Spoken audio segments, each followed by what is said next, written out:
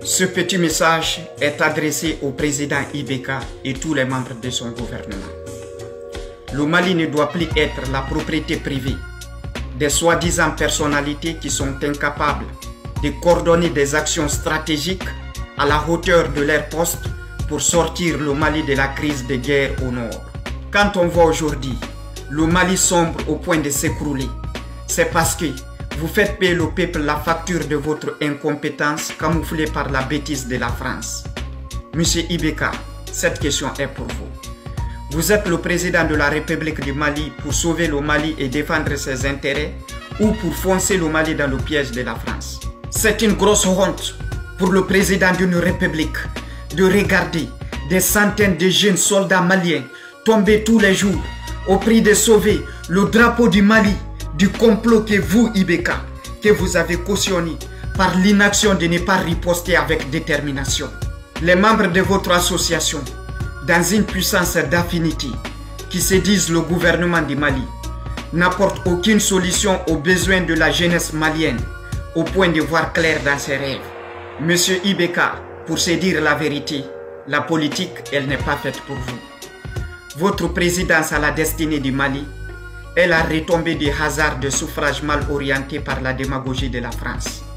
Pour vous faire comprendre, monsieur Ibeka, que le mérite du pouvoir n'a jamais été votre option pour la magistrature suprême du Mali.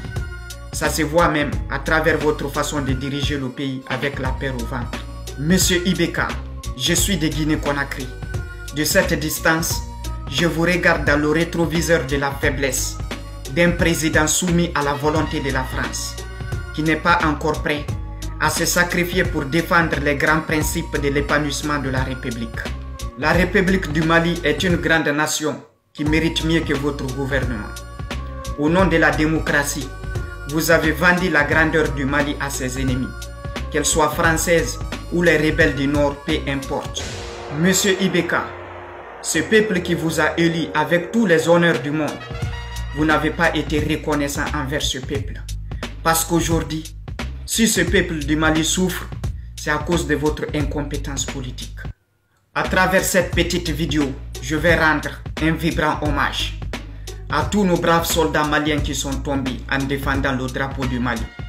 Que leur âme repose en paix, que la terre leur soit légère. Une forte pensée à leur famille. Pour ceux qui vont se poser des questions, voilà votre réponse. Je ne suis pas du Mali, mais je suis de l'Afrique. On ne pourrait jamais parler de l'Afrique occidentale sans mettre un accent particulier sur la grandeur du Mali. Parce que c'est le Mali qui est la colonne vertébrale de l'Afrique occidentale. Pour ceux qui savent l'histoire de l'Empire Mandinka, si le Mali est malade, c'est toute l'Afrique qui serait souffrante.